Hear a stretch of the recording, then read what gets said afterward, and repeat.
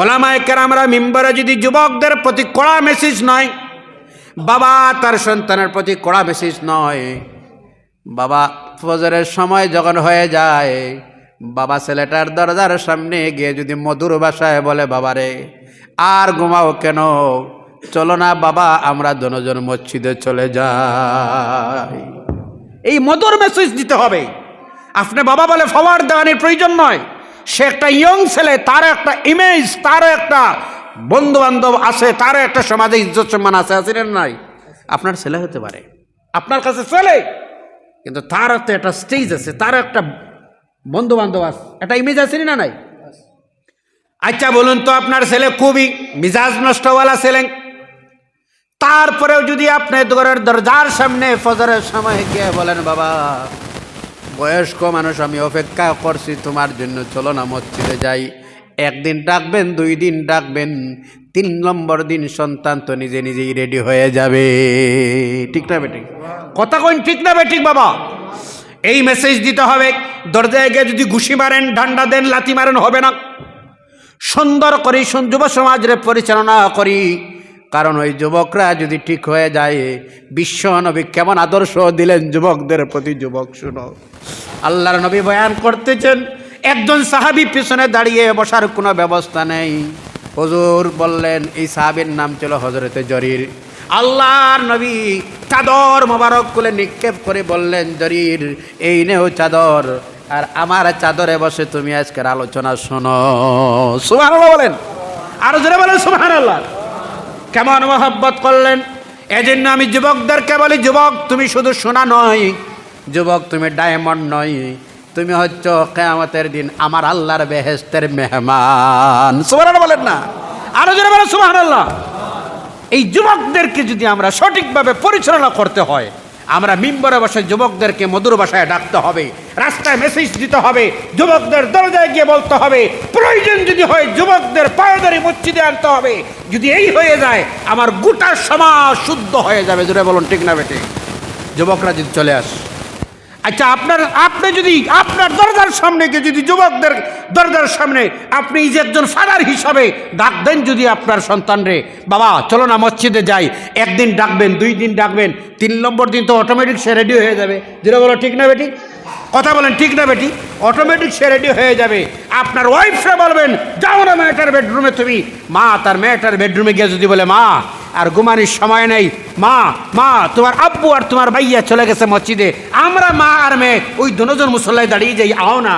আবার বলুন তো, মা আর মেয়ে যে ঘরে ফজরের সময় মুসল্লায় দাঁড়াইবে, মা আর মেয়ে ফজরের নামাজ শেষ করে যায় নামাজে বসে ইয়াসিন একসঙ্গে মা মেয়ে তিলাওয়াত করবে, বলুন না ঘরটা কি হবে? জান্নাতের বাগান হয়ে। সুবহানাল্লাহ বলেন না? এইসব দায়িত্ব আসেনি আমাদের?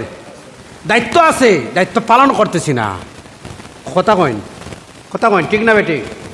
আর আমার যুব বন্ধুরার কাছে গিয়ে যদি এবার একদিন ডাকবেন, 2 দিন 3 দিন, প্রত্যেকজন বাবা এশার নামাজের পর রাত্রে 9টায় ঘরের দরজার সামনে দাঁড়িয়ে রয়েছেন, অপেক্ষা করবেন আপনার ছেলে আওয়ার পরে মধুর ভাষায় জিজ্ঞাসা করবেন, চার্জ করবেন না, মধুর ভাষায় জিজ্ঞাসা করেন, আব্বু এশার জামাতে দেখি নাই, বাবা কোন জায়গায় এশার নামাজটা পড়লায়? যদি পড়ো না, তাহলে আমি যে একজন তোমার বাবা হিসাবে অপেক্ষা রয়েছে, বাবা তাড়াতাড়ি নামাজ শেষ করো না, একলগে খানা খাই। কথা কইন না? আপনার ছেলের এমন মেসেজ দিবেন, ইনশাআল্লাহ 1 সপ্তাহ তেমন মেসেজ দিলে আমার যুব বন্ধুরা দেখবেন প্রত্যেক বাবার সন্তান সঠিক রাস্তায় চলে আসবে, কনফার্ম। তা ঠিক না বেটি? আরো জোরে, ঠিক না বেটি? আপনার ছেলের হাতে ধরে বলবেন, আমার বাবা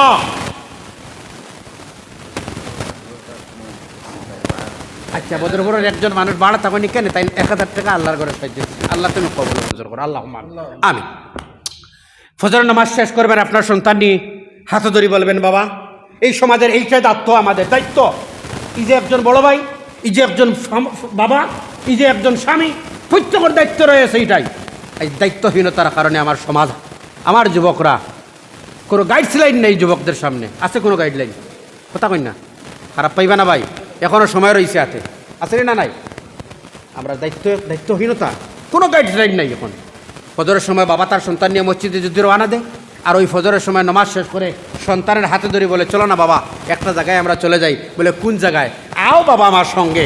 বাবাটা নিয়ে ছেলেটা নিয়ে যাইবা একটা জায়গায়, বলে কোন জায়গায়? বলে বাবা আমি তুমি তোমার বাবা তোমার দাদা তোমার নানা সব যে জায়গায় যাইতে লাগে, আও না সেই জায়গায় আমরা চলে যাই। বলে কোন জায়গা? বলে আসো আব্বু, ওই যে গার্ত যেটা দেখতেছ এটা হচ্ছে আমার বাবা তোমার দাদা, এটা হচ্ছে আমার মা তোমার দাদি, এটা হচ্ছে আমার বড় ভাই তোমার বড় আব্বুর কবর। চলো না বাবা। মা বাবা একটা দোয়া করি, রব্বি রাহমহুমা কামা রব্বায়ানি সগীরা বলে বলবেন, দোয়া করবেন। তাতে ফায়দা কোনটা জানেন? আপনার ইন্তেকালের পরে, আমার ইন্তেকালের পরে আমার সন্তান তার সন্তানকে তো এমন শিক্ষা দিবে, জোরে বলুন ঠিক না বেঠিক? কথা কইন ঠিক না বেঠিক? যুবক যুবক যুবক, দুইটা হাত জোড় করে বলছি, যুবক যুবক, আজ থেকে যদি সংশোধন হয়ে যায় ইনশাআল্লাহ এই সমস্ত শক্তি আমার আল্লাহ আপনারে আল্লাহ দিবেন। তো আমরা চলে গেছি একদিকে রাস্তা আর অপর দিকে চলে গেছি আজকে। যুবক আমরা ঠিক হয়ে যাই ইনশাআল্লাহুল আজিজ, গোটা সমাজটা শুদ্ধ হয়ে যাবে। কথা বলেন ঠিক না বেঠিক? যুবকরা চাইলে সব পারে। আমার আল্লাহ রসুল যুবকদেরকে ইজ্জত আর সম্মান দিতে দিতে দিতে দিতে তেমন দিলেন, হুজুর বলে দিলেন জান্নাতে যারা যাবে সব যুবকরা যাবে। সুবহানাল্লাহ বলেন না? কথাটা বুঝাইতে পারছি আপনারা? রে হুজুর ইজ্জত আর সম্মান দিতে দিতে দিতে এমন দিলেন, এমন সম্মান আর ইজ্জত দিলেন, দিতে দিতেই তো বললেন জান্নাতে যারা যাবে সব যুবকরা যাবে। সুবহানাল্লাহ বলেন? সব যুবকরা যাবে। এত সম্মান ইজ্জত দিলেন। কে দিলেন? হাদিসে আসছে প্রতিবেশীরা রে। রাসূল সাল্লাল্লাহু আলাইহি সাল্লাম বলে, চাই হিন্দু খ্রিস্টান বৌদ্ধ যে ধর্মের মানুষ হয়, তোমার প্রতিবেশী তার সঙ্গে তুমি ভালো ব্যবহার করো, ভালো ব্যবহার করো, সুন্দর আচরণ করো। হুজুর বললেন, হাদিস সাক্ষী, সাহাবায়ে কেরাম স্টেজ হয়ে গেলেন। হুজুর বুঝে যায় প্রতিবেশীরে বুঝয়, প্রতিবেশীরে বুঝয় ওয়ারিসের মধ্যে ঢুকাই দিবা হুজুর। এমন এমন তাকিদ আসলো। আর যুবকদের প্রতি এমন তাকিদ দিতে দিতে দিতে বললেন, আর কেউ না সব তোমরা। সুবহানাল্লাহ বলেন না? এমন বুঝা যায় তো? আর কেউ নাই, সব তোমরাই। বলতে বলতে বলতে বলতে হুজুর বললেন, জান্নাতে যারা যাবে এরা কারা? আরো জোরে বলেন, এরা কারা? সব যুবকেরা। সুবহানাল্লাহ বলবেন না? খুশি লাগে না? কথা বলেন না? খুশি লাগে না? ও তাশহাদু আরজুলুহুম, যেই দিন হাত বলবে আল্লাহ আল্লাহ, আমার কোনো ক্ষমতা ছিল না, আপনার গোলাম আমাকে বলছে সেই মদের গ্লাসে হাত দিয়ে ধরার জন্য, আমি ধরেছি রব। এটা আমার ব্যক্তিগত ইচ্ছাই নয়, আপনার গোলাম বাউন্ড করেছিল বলে আমি ধরেছি। কথা বুঝে যান? আপনার গোলাম বলেছিল পরনারীর গায়ে হাত দেওয়ার জন্য, আমি হাত দিয়েছি রব। কি কি তোমার তোমার প্রমাণ কি? তোমার সাক্ষী কি? বলো না। সঙ্গে সঙ্গে তার এভিডেন্স, তাশহাদু আরজুলুহুম বিমা কানু ইয়াকসিবুন, বলবে হ্যাঁ রব, হাত যা বলতেছে তাতে কোনো সন্দেহ নাই, সব সত্য, সব সত্য, সব সত্য। বলেন না আল্লাহু আকবার? যুবক যুবক, সব থেকে যখন মুসিবতের সময় আসে আপনার আমার সামনে আসবে, যেদিন সব মানুষ যার যার যার যার নফসি নফসি নফসি নফসি বলে চিৎকার দিবে, সেই দিন একজনই থাকবেন অপেক্ষায়, তিনি হচ্ছেন মদিনাওয়ালা। জোরে বলেন সুবহানাল্লাহ। সবার মুখে থাকবে নফসি, আর আমার মদিনাওয়ালার জবান শরীফে থাকবে উম্মতি। আল্লাহু আকবার বলেন। বেরেশান হয়ে যাইবা হাউজে কাউসারের কিনারায় দাঁড়িয়ে হুজুর রয়েছেন, হাউজে কাউসার ওই উম্মতরে পান করার জন্য। ওই তুই কই ছিলা রে? এতক্ষণ অপেক্ষায় ছিলাম তোর, কোন দিকে দৌড়ছস? আমি তো তোর জন্য অপেক্ষায়। সুবহানাল্লাহ বলেন না? এই নবীর উম্মত আমরা। সুতরাং যুবক যুবক, তোমার হাতে মদের বোতল, তোমার হাতে ড্রাগস, আর তোমার হাতে তোমার সঙ্গে জিনা, তোমার সঙ্গে অবৈধ ওইসব শুভ পায় না। আমরা বিশ্বনবী রহমতুল্লিল আলামিনের উম্মত। সুবহানাল্লাহ পড়েন না? আমাদের আদর্শ, আমাদের আদর্শ গোটা বিশ্বের মানুষের ভালো মানুষের তালিকা যখন তৈরি হয়, আমেরিকার মাইকেল এইচ হার্ট তার সারা জীবন রিসার্চ করে গোটা বিশ্বতেই 100 জন মানুষ বাহির করলো। আমেরিকার খ্রিস্টান ধর্মের মানুষ মাইকেল এইচ হার্ট সারা জীবন রিসার্চ করে বাহির করলেন। আর একটা ওই 100 জন মানুষের জীবনী তুলি ধরে একটা বই লেখলেন, যে বইটার নাম দিয়েছিলেন দি 100। মার্কেটে যখন প্লাস হয়, বইয়ের প্রথম পেজে যার জীবনী তুলি ধরা হচ্ছে তিনি আপনার আমার নবী। জোরে বলেন সুবহানাল্লাহ। প্রশ্ন করলেই তিনি জবাব দেন। আমার বিশ্বতে এমন কোনো মানুষ নাই, 99 জনের জীবনে স্পট বার হয়, একজনের জীবনে কোনো ধরনের স্পট নাই, তিনি মুহাম্মদুর রাসূলুল্লাহ। আর জোরে বলেন সাল্লাল্লাহু আলাইহি সাল্লাম। আর জোরে বলেন না সাল্লাল্লাহু আলাইহি সাল্লাম। এই নবীর উম্মত আমরা। আসুন না, কষ্ট যদি না হয়, টাইমের প্রতি লক্ষ্য রাখি। কষ্ট লাগে না আপনাদের? হ্যাঁ, আমি আর লম্বা না, সময়ের প্রতি যেহেতু মুনাসিবত আমরা না, আমরা শ্রদ্ধা, আমরা আইন সম্মান শ্রদ্ধা করি। কথা বলুন ঠিক না বেঠিক? ঠিক তো। এর জন্য আমরা শ্রদ্ধার সহিত আমাদেরকে যে পারমিশন দিয়েছেন যতটুকুন, আলহামদুলিল্লাহ। আসুন না ভাইজান, যদি কষ্ট না হয় এই যুব সমাজে আনতে গিয়ে, যুবক আজ থেকে নিজে নিজে একটা চিন্তা ভাবনায় মাথায় আনি, আমি যে একজন মুসলমান, আমি কথা বলেন না, আমি যে ইসলাম, আমি যে মুসলমান, ইসলামের জন্য কি করলাম, বাস এতটুকু একটু শান্তি মনে চিন্তা করেন তো। ইসলামের জন্য কি করলাম, আসলাম, ছিলাম কোন জায়গায়, আসলাম কোন জায়গায়, আবার শেষ লগ্নে যেতে হবে কোন জায়গায়, সেই চিন্তাই করলে গোটা জীবন পরিবর্তন হয়ে যাবে।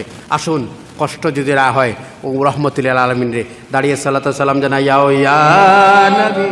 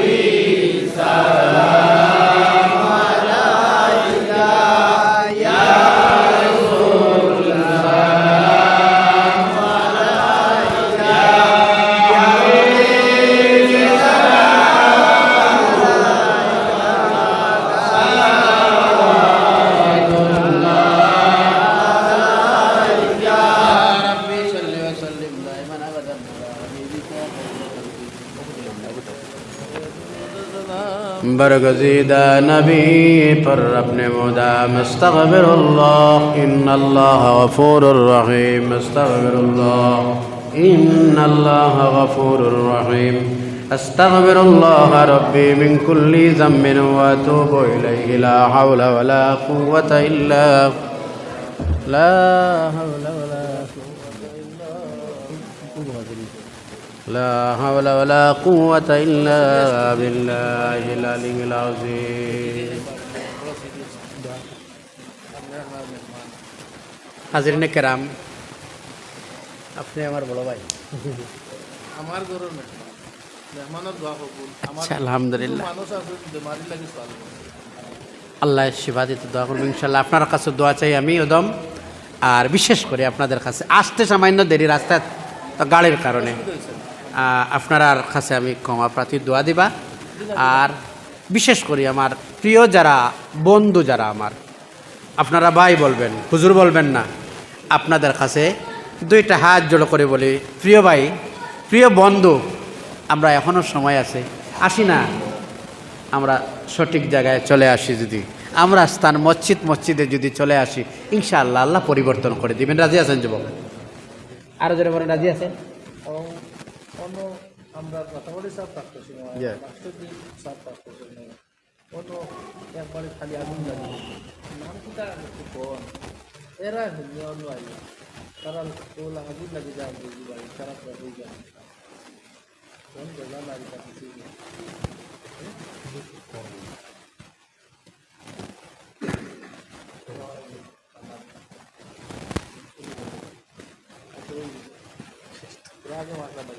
اللهم آمين الحمد لله رب العالمين ربنا ظلمنا أنفسنا وإن لم تغفر لنا وترحمنا لنكونن من الخاسرين رب العالمين يا أرحم الراحمين الله সম্মানিত মেহমান আল্লাহ তোমার ঘরের আল্লাহ খাদিম আল্লাহ রহমান রাহিমিন বড় ভাই নিয়ে সঙ্গে হাত তুলছি আল্লাহ আলিমে দ্বীন সঙ্গে নিয়ে বাবার বৈষ্ণব মুরব্বিয়ানে কেরামরা সঙ্গে নিয়ে নওজোয়ান বন্ধুগণ সঙ্গে নিয়ে তোমার দরবারে হাত তুললাম আল্লাহ মেহেরবানি করে আলোচনা করা এবং আলোচনা শোনা তোমার যত মন দ্বারা তোমার ঘরের মধ্যে সাহায্য দিলে তুমি কমলার মঞ্জুর ফরমাও রব্বুল আলামিন আরহামুর রাহিমিন আল্লাহ অনেক বেমারিরা দোয়া চাইলা আল্লাহ পৈতে করে বেমার দে তুমি শিফা জাইলা কামিলা নসিব ফরমাও আয় আল্লাহ আরহামুর রাহিমিন আল্লাহ আমরা যারা হাত তুললাম মুনিব আমাদের জিন্দগির গুনারে তুমি মাফ ফরমাও আল্লাহ আমাদের কবর সীমাবার জিন্দগির গুনারে তুমি মাফ ফরমাও রব্বুল আলামিন এলাকার মধ্যে তোমার রহমত আর বরকত খান নাজিল ফরমাও আয় আল্লাহ আরহামুর রাহিমিন যত মানুষের দোয়া চাইলেন পৈতে করে দিলি যাই মাকাসিদের নেক বানাও গুরা ফরমাও আল্লাহ ওখানে একটা বাড়ির মধ্যে মানো বড় পেরেশানি আল্লাহ দোয়া চাইলেন রব্বুল আলামিন আল্লাহ তারার পেরেশানের দূর করে শান্তির ঘরখানা বানাইয়া দেও ইয়া আল্লাহ যারা বেমার দোয়া চাইলেন তারার বেমার দে শিফা দেও আল্লাহ আমাদের কলবি রহি জিসমি যত বিয়ারাম আছে তুমি শিফা জেলা কামিলা নসিব ফরমাও আয় আল্লাহ যুব সমাজের হেদায়েত নসিব ফরমাও মুরব্বিয়ানে কেরাম যারা হায়াত রে তুমি দরাজ ফরমাও আল্লাহ মেহেরবানি করে আজকের মাহফিল আজকের পড়াশোনা শ্রেণী দোয়া তামাম রে তুমি কবুল আর মঞ্জুর ফরমাও যত মানুষের যত প্রকারের সাহায্য দিলা তুমি কবুল আর মঞ্জুর ফরমাও সুবহানা রাব্বিকা রাব্বিল ইজ্জাতি আম্মা ইয়াসিফুন ওয়া সালামুন আলাল মুরসালিন ওয়াল হামদুলিল্লাহি রাব্বিল আলামিন আমিন আসসালামু আলাইকুম ওয়া রাহমাতুল্লাহ।